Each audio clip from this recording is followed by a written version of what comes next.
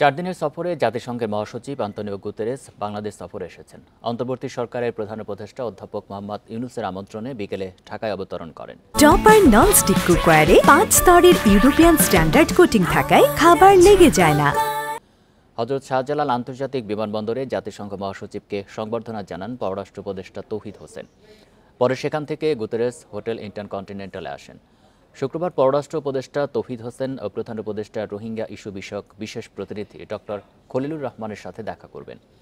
পরে জাতিসংঘ মহাসচিব প্রধান উপদেষ্টার সাথে দেখা করবেন।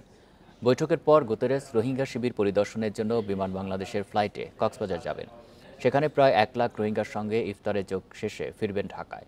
শনিবার বিকেলে ঢাকায় মুখোমুখি হবেন সাংবাদিকদের।